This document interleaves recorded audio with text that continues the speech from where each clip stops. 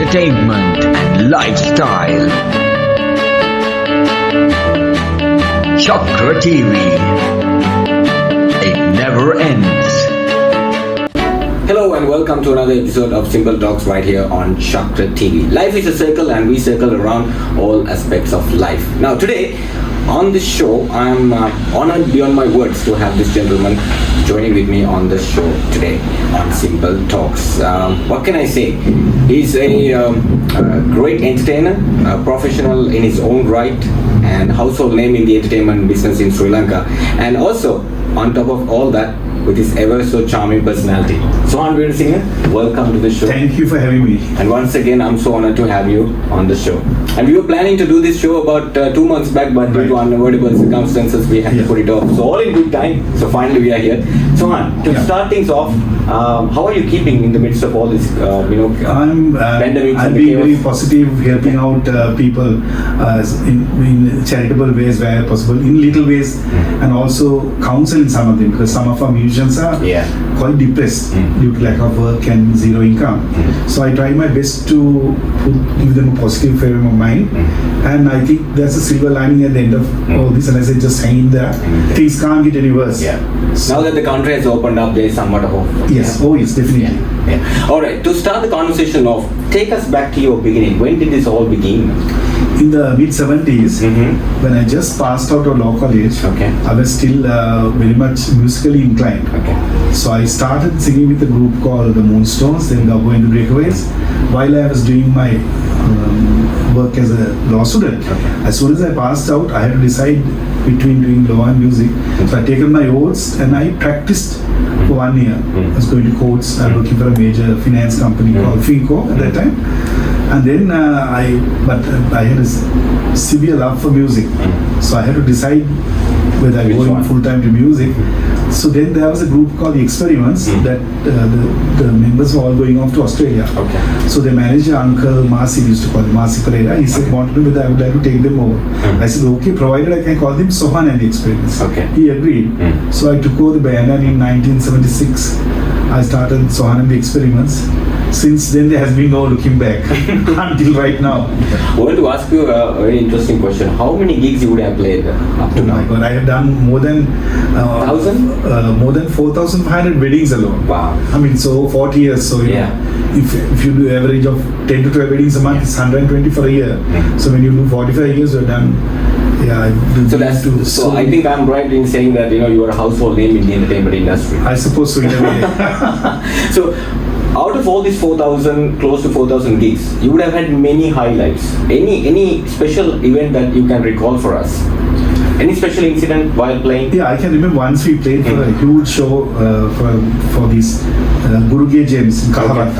There was an open air show. There were over 40,000 people. I had never seen crowds like that. So Experiments and Sunflower were playing, and when I came on stage, I only saw a mass of heads, and I have never seen crowds because we played in hotels in Colombo, but this was one of those open air gigs. And as we had to start, my mind blank, and I remember the song was Final Countdown. I just couldn't remember the opening lines.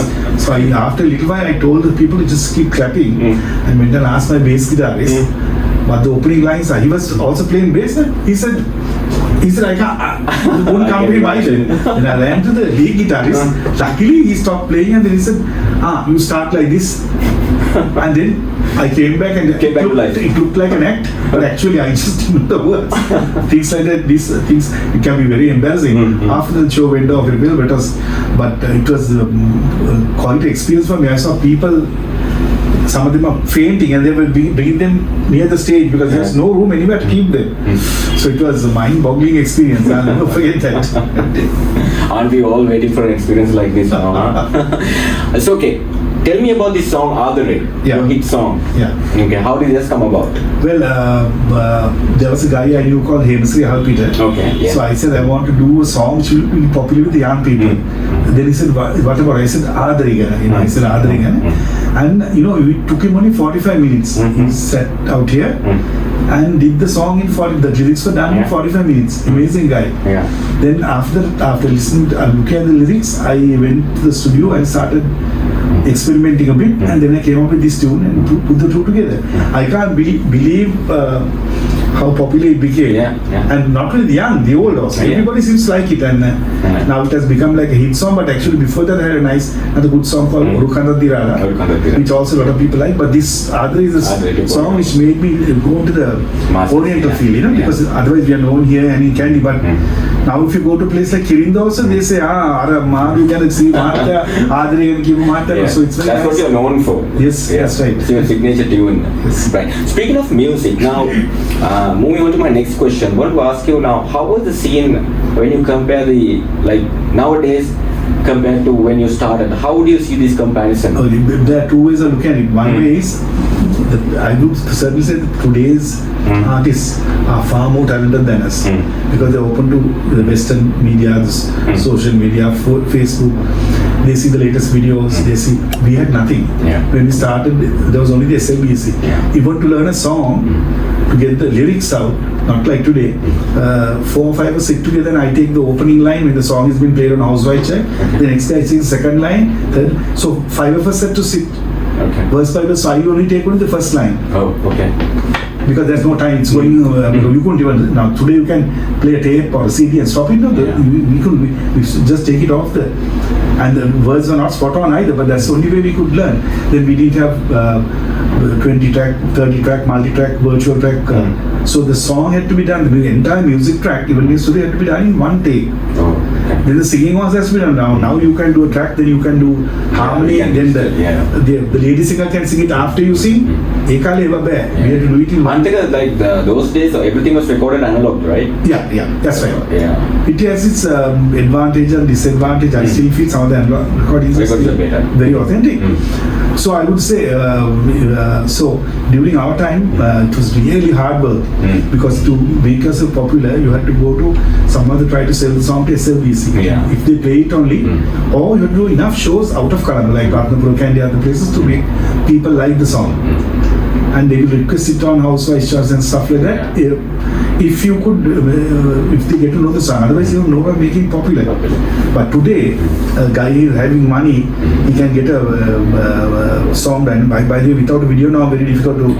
Everybody's on social media. So today, if you have some money and you have fan or talent, you can. Those days, it was all real hard work. But having said that, I would say some of today's people, young musicians are very talented.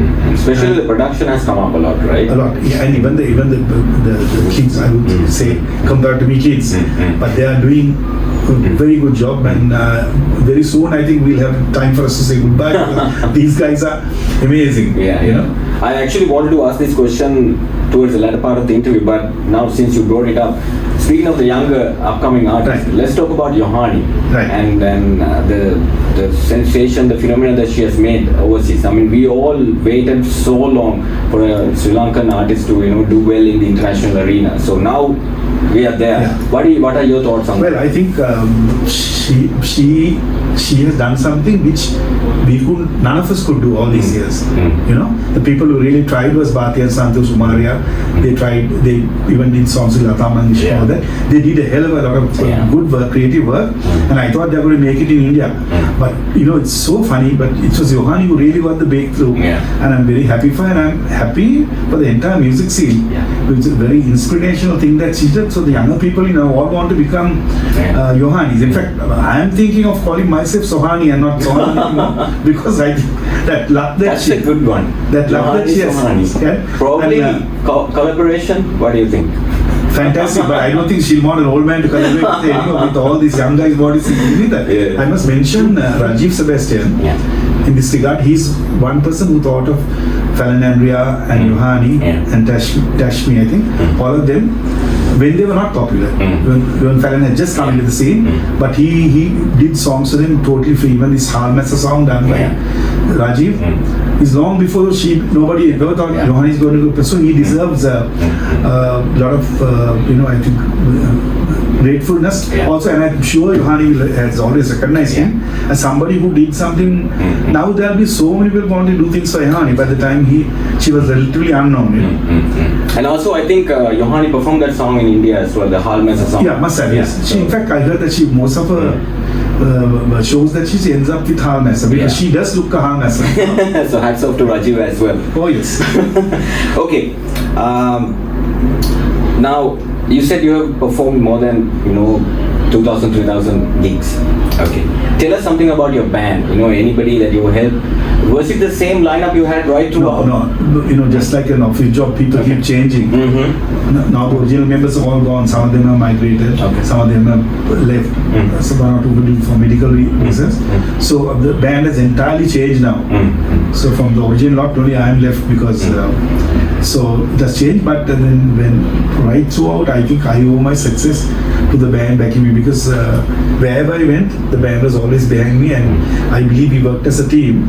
And I would have never got anywhere if it wasn't the fact that there's always a good band backing me. Yeah. So I would always say I've been around the world with them, and I think it has been a lovely experience to have a good band always backing you from behind.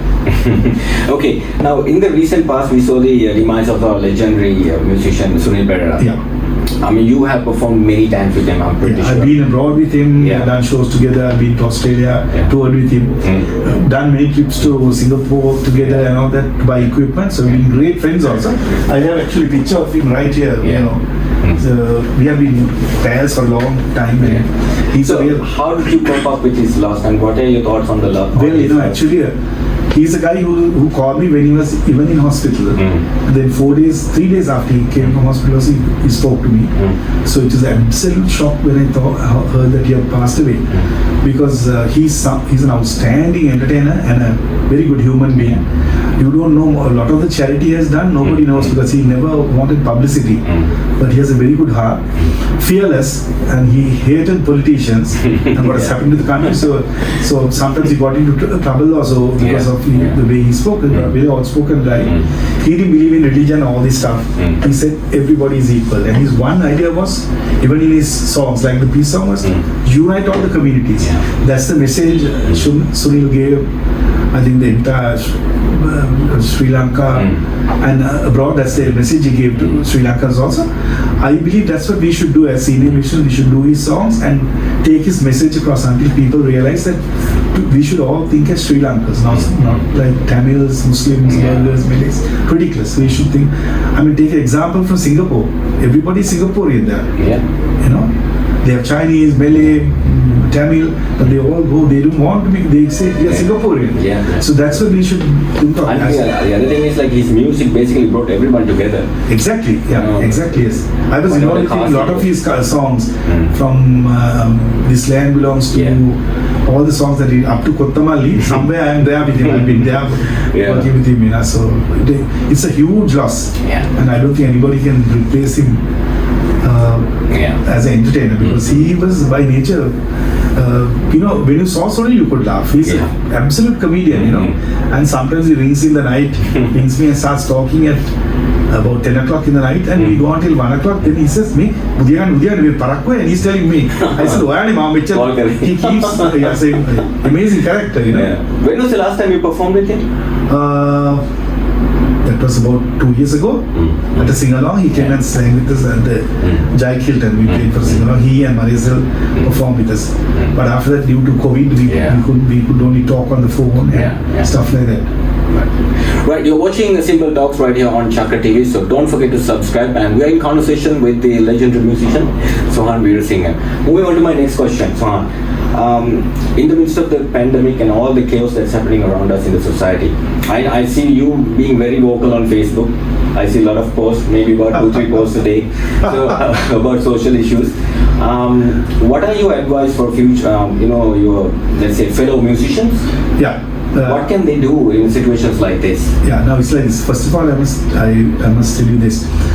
One problem with our musicians are, most of them, they look at the diary and see how many bookings they have for the month. And if they have 10 or 12 bookings, they decide to spend it in a certain way. If they have 25 bookings, but they don't think of rainy day. Most of them, I'm sorry to say, they are good friends of mine.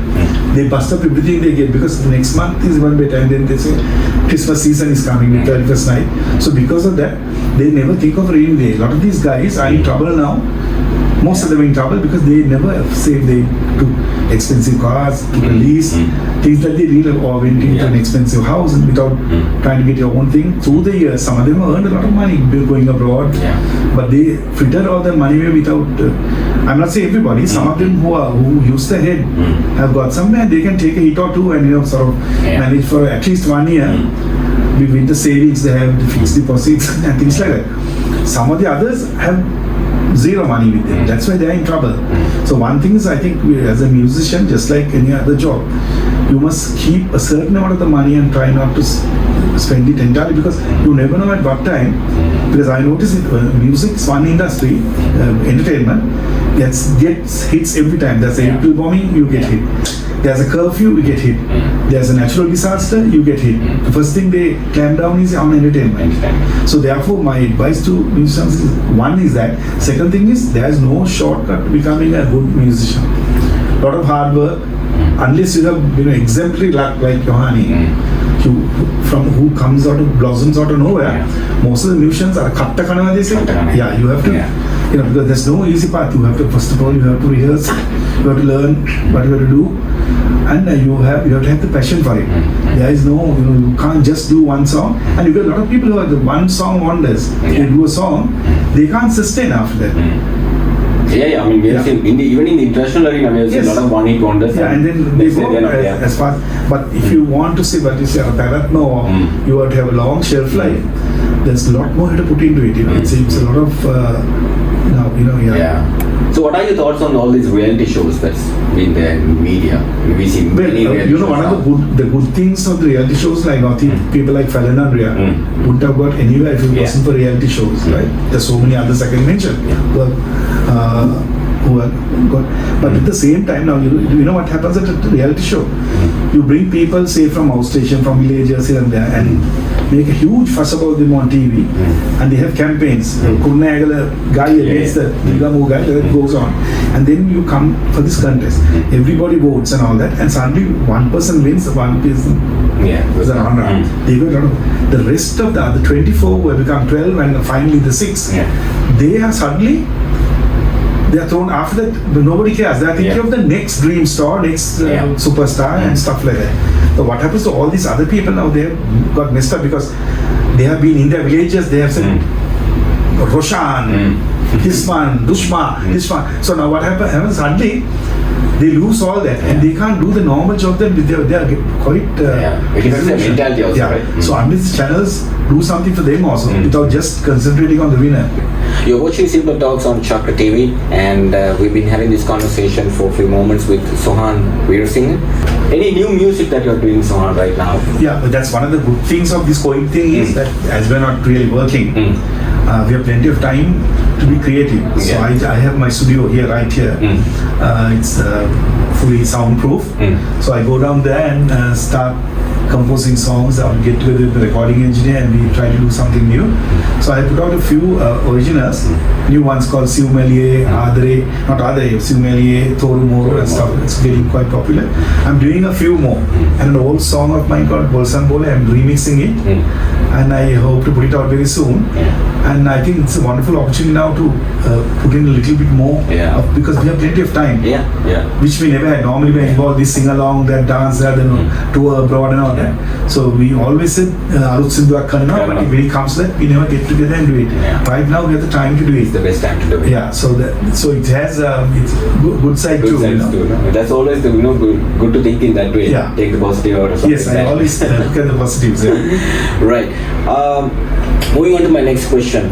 Now, what are your thoughts on these music videos? Now, you came from an era where audio was the most prominent part, but right now, it seems like the video. There can't be a song without video. You can video What are your thoughts on this? My thoughts on this is good. If it's a good song, you should take it and play it to some of the seniors or some of the people who are experienced and ask them and assess. And if the song has potential, right? then it's lovely if you can spend money, and because nobody's going to spend on you at the start. Yeah. You will spend your own money, maybe your relation or your father, mother, or somebody who will be a successful brother or sister might invest in you.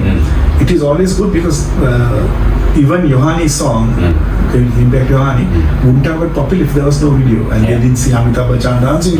All these things got very taken. So a video has become like impossible to promote a song without even the TV stations. First thing, the video ka theater. Audio alone doesn't take you very far. Although, but sometimes now there are so many radio stations that can make the song popular first, and then you can think if it's really popular, that's another way of testing the waters. Then you can do a video. But the downside is some people who are not very talented just think if they spend 7 lakhs or 1 million and do a elaborate video, that the song will take off. That never happens because essentially the song has to be good. So that people will think of it and like it. You can spend 2 million on a song, on a video. It will be disadvantage if the singer can't produce the goods. So both have to work. Have to balance it out. And a good video will be an asset. So there are two ways of looking at it. The other danger is some people who have money, who are not talented, the video production guys keep saying make a hit. So these people get carried away, and sometimes either the song is horrible or the singer is not good, the lyrics don't match the song, but they do it. The companies make a lot of money, all these production houses, but the poor guy is after that poorer than when he started. So there are ups and downs in this thing. So it's trial by error. But I think a person is very talented should go and first of all initially ask around people who genuinely who are there. I am missing the hit. So if they can start with that, then give some of the radio stations and as a test and see how it works out. If they all turn around and say that, if not all, 90% say my song hi khonda hai, then it's worthwhile investing in it because you can get your return on investment and also become popular. So also Sohan, I think when it comes to a younger generation, even though they are popular, so they don't ask around. They just spend their money or their that's a huge money. mistake. You have to first assess, and sometimes you can't. You might think it's nice, but if you have genuine friends, you can ask them and say, "What do you think I'm going to spend on this?" If this, and you can, if they're genuine, they'll tell you the truth. I'm Harine or singing Harine or you need to do it pre-voicing. So it's important that you ask your friends and just don't just think I am it and I can do it and sort of think you can be the next Sohan Weerasinghe or next Yohani or next Lankan. It takes a lot of work to get there. Indeed. Now I'm going to move on to my next question. Now we saw many virtual live events during these 2 years, past 2 years, especially with the COVID pandemic. What are your thoughts on these live virtual events? You think that's going to be the way forward? It will have to be the way forward until we get the virus under control. It's not the best, it's not ideal because as an artist, I feel the interaction that you have with the crowd and the feeling that when you're performing to a crowd is very important. When you do virtual concerts, you're pretend to be happy and you do all this, but it is not like a live performance. You can't. You miss the crowd. No? You miss the crowd. I mean, I feed on the crowd. I'm known as the entertainer. I could do something with the crowd if there's a crowd. When you do it to a camera as such, and then you have to just imagine all these things. So it is not the. It's at the moment that's the only way out. So it's okay, and also people are starved for entertainment, so they'll watch it. But you can't sustain for very long. So you can do a live concert once in 3 months, get in few artists, and with your band you can do something like that or do something for charity. But I think as there's no other alternative, this is the best way out. But you at least something is better than nothing. But you cannot. The excitement, the fervor that you feel when you are performing live is something indescribable. I mean, that's how I look at it. But how are you adapting yourself to this whole new phenomenon? Well, you have to get lean and mean and adapt. Because there's no other way. Because when you in the night you think, but how shall I make best use of the situation when there's no way out. So I suppose I personally feel I'm compelled to think in a more different way, in a more positive way, and in a more creative way to somehow survive, because I don't think this is forever. We can't go on like this forever, so there has to be a silver lining. Of course. Okay, now finally, the restrictions are lifted. Another country is opening up slowly. What are your thoughts? You think it's going to be? Can we be hopeful for the next 3 months with the season coming up soon? Yeah, I think 3 months is already very optimistic because there are lots of things necessary. The death rate has to come down very much more. And if we can vaccinate up to 70% of our population, then we have this what you call herd instinct, and then we can get the virus under control, and we have to open up gradually, not at once. So I think the government is now doing a good job in vaccinating everybody. And my advice to you. Did you get vaccinated? Oh yes. Then we'll ask the other fellow musicians also, people who are not willing to get vaccinated, to get vaccinated. Have actually, after I got my first vaccine, I got COVID and I was hospitalized for 11 days. One thing that the doctors told me is I was safe because I had taken the first dose. I won't tell you what vaccine because it doesn't matter. My advice is any vaccine you can take. Right? So I have convinced more than 25 musicians whom I know, and I said, some of them are saying, I said, come on, it's like a mosquito bite. You won't believe it. It's so silly. And some of them are waiting for a particular vaccine, and you're playing around with your life. So and I said, go. And some of them, of course, I respect them. Some of them for religious reasons. Then you can't argue with that, right? Apart from that, I think you should vaccinate yourself, not only because of you have to think of the safety of your family, because if you are the breadwinner and you're lost, then the whole family suffers. It's not only you that suffer. Or worst thing is you don't take it and one of your family members die. Sorry. So I want everybody to go ahead and get themselves vaccinated, and the sooner we do it, the better. And I am very hopeful that things will come back to normal, but it's going to take more than 3 months. From words of wisdom from the man himself, moving on to my final question, Sohan. Anybody that you want to say thank you for your journey of 4 decades? I would like to thank so many people in the sense, first of all, my band, who has been, I told you, always behind me. Both the members have changed, they've always been very loyal to me. Then my fans abroad, we've been to Australia, Canada, you name it, we have been there. They have been very, very responsive. And I think mainly because of Oriental songs, because they want the nostalgia, the fact that we are from Sri Lanka, they have backed us, enjoy performing in Australia more than near the place, because I think people who are in Australia still feel so much for Sri Lanka. They say it's a beautiful place, and I'd like to thank them. Then all the fans who have got throughout these years, who have stood by me and who have supported me and criticized me also, but I still like so it's a long musical journey. My family, who has also been very, allowed me to spend all my time on music. Sometimes I neglected them because of that. So all that, so all in all, I'm very happy to have got. And now I'm happy because I can feel the new generation coming up very fast, and we can gracefully retire because I'm sure they can take our Sri Lankan music to a higher international level. True indeed. Since you brought that up, any message to our upcoming young artists? No shortcuts. That's what I always say, no shortcuts. Have the passion for music. Don't do it just as a sideline. If you do it properly and have the passion for it, and be fully committed, and and if you have an element of luck, you're going to make it. There you go. That was Sohan Weerasinghe joining with us on Simple Talks on ChaKra TV. Thank you very much, Sohan. Love you for having me. You have yourself a good one, and we'll see you soon. Right. Hey!